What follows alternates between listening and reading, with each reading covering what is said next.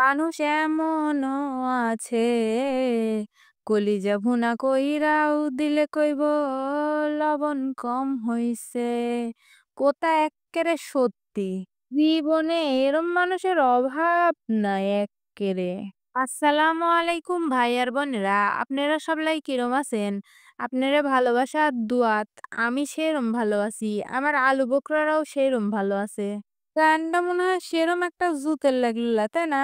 লাগুক আর না লাগুক, কোথা কিন্তু এক্কেরে সত্যি। তো গরিব হইছি জন্য কি কলিজি ভুনা খাবো না? জীবনে কি আর আছে খেতা আর বালিশ ছাড়া?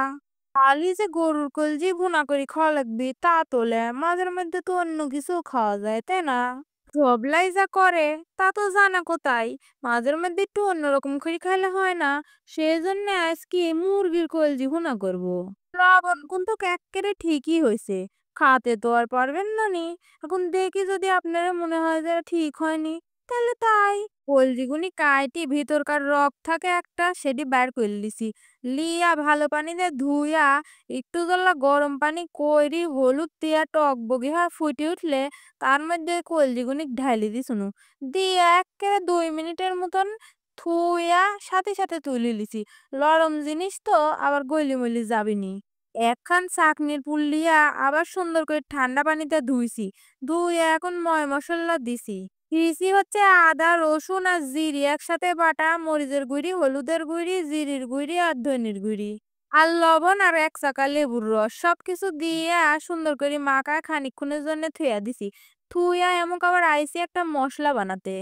পিঁয়াজ, কয়টা ছোলা, সাদা ফল আর তেজপাতা সবগুনিক একসাথে সুন্দর করে ভাইজি এক্কেরে লাল লাল করে এখন নামাই লিয়া পাটাত পিষবো, বুঝছেন? তার আগে আবার এটির মধ্যে মেলা কয়টা জিরি দিয়া লিছি। জিরি ডাক দিয়ে আবার আরেকটু ভালো করে ভাইজি লিচ্ছি। এখন পাটার মধ্যে থুইয়া ঘাসাং ঘাসাং করে পিষি লিয়া সুন্দর করে এরম হয়ে গেছে। পিসা গুসা শেষ বাপু। এখন একটা আধখাম্মা আমুলের কয়রা লিয়া ওটির মধ্যে আবার বেশ কয়টা পিঁয়াজ একটু মোটা মোটা করে কাটি লিছি। এখন ওই মশলাটা খানিকটা পানির মধ্যে লিয়া হাত দিয়ে ঝিকিমিকি করে সুন্দর করে গোলা লিচ্ছি। ঝিকিমিকিটা একটু ভালো করে করা লাগবি যাতে মশলাটা পানির সাথে মিশে যায়, বুঝছেন? তো পেঁয়াজগুনি ভাজার পর সেই মশলা আর পানিটা এর মধ্যে ঢালি দিয়া কষায় মশাই একটু তেল উঠা উঠা হয়ে আসলে সেই কলজিটা ঢালি দিনু। মেলা জমিদার মানুষ আছে কলজি বলে খাতে পারে না, তারে বলে উইচি লাগে সুইচির গন্ধ লাগে, সেইরম বলে গন্ধ লাগে। তারা একদিন এরম করে রান্দি খায়া দেখেন, গরু বরকি মোষ যা খুশি লিলেই হলো একটা। গন্ধ বাসনা কিচ্ছু লাগবে না নি। দেখছেন খানিক পানি দিয়া একটু কষা কষা করে ঢেকে দিছুনু। বেশি আবার তাপ দেয়া যাবিলে, অল্প তাপে সুন্দর করে রান্দি লেয়া লাগবি। বেশিক্ষণ রানলে আবার এটি রোবারের মতো হয়ে যাবি নি। দেখিছেন কি সুন্দর ভুনা ভুনা হয়ে গেছে। ইনি রান্না শেষ করি আবার চলে এসে একটা বিশ্ববিখ্যাত শাক ভাজি করার জন্যে।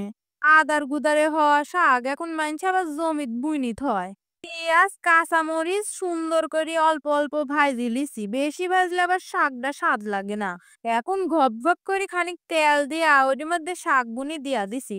দিয়া হালকা করে লাড়াচাড়া দিয়া একটু জল্লা উলট পালট করে দিয়া সুন্দর করে একটা ঢাকনা দিয়া ঢেকে দিব।